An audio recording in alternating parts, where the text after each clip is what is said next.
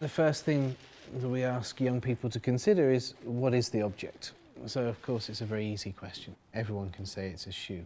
And the second question, of course, then to develop that is, so whose shoe? Who is the person behind this object? So obviously there are clues in terms of first of all, the size of the object. So it's fairly straightforward to see that this is a child's shoe. Developing that a little bit further, we could ask, well, how old is the child? We could think about the gender of the child.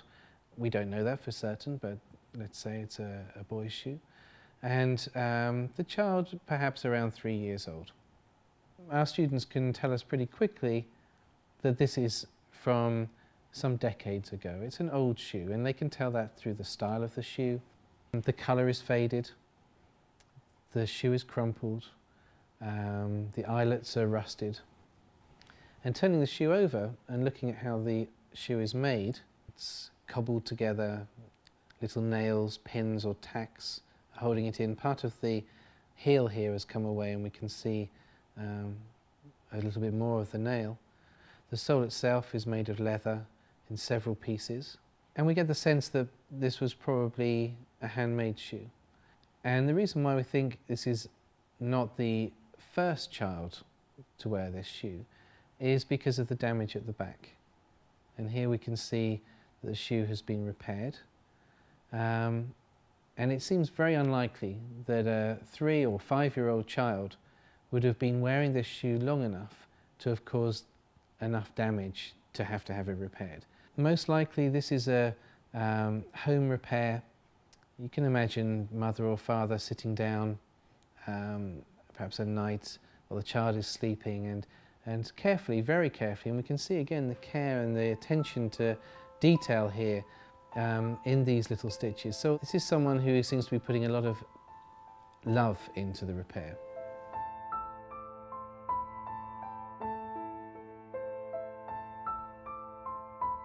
We don't know the child's name, we don't know where he was born, we don't know what language he spoke.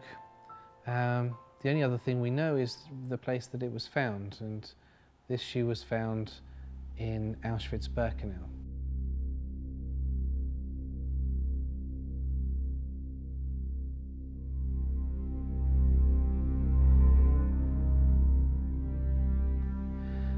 The little boy himself could have come from so many places in Europe. He could have come from Poland, from Germany, from France, anywhere in German-occupied Europe. Again, if we're talking probabilities, then perhaps he's Hungarian. About 1/3 of all the people murdered in Auschwitz, the Jews killed in Auschwitz, were Hungarian. So it's quite possible that he's a Hungarian Jewish boy. But again, this is tentative, we don't know this for sure. And when the train arrived after perhaps 3 or 4 days, the doors were unbolted and slid open, and very quickly maybe 2,000 or 3,000 people spilled out of that train, and the child wearing this shoe amongst them. And he would have been amongst the group, as the group were divided into two, he would have been with the women and the young children. The men and the older boys were in a separate group, and each of those 2 groups though was divided into 5 straight lines, and each line walked towards an SS doctor, a Nazi doctor. He looks at each person in turn and decides very quickly whether they go to the left or they go to the right. Some of them were being chosen for hard manual work. We don't know his first experience, but we do know he would have been chosen to walk with a larger group, maybe 90%, 80% of the people on that transport, probably not chosen for work. And then wearing this little shoe, perhaps he walked another kilometre or so down the train line until he reached a large building. And at that building was ushered perhaps downstairs into an underground dressing room, a changing room, where he'd be told to undress and to prepare for a shower. And these people were told, take off your shoes and tie your shoelaces together so they don't all get mixed up. And You can find your shoes again more quickly when you come back from your shower.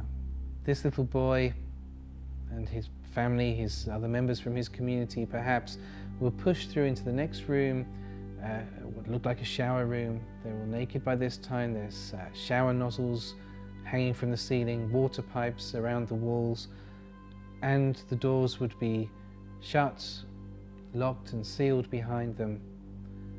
And the child who'd been wearing this shoe, of course, was now trapped not in a shower room but in a gas chamber.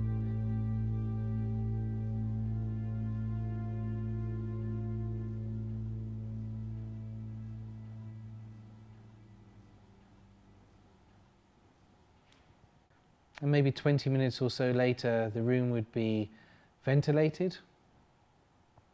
Everyone who was trapped in that room had been murdered.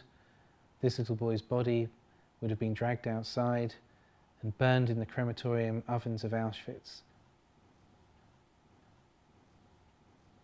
And basically there's nothing left of him, no trace that this child ever lived. All we have is this little shoe which shows us that there was at least a child who lived for perhaps 3 or 4 years, and that child, we can be sure, was one of those murdered in Auschwitz-Birkenau.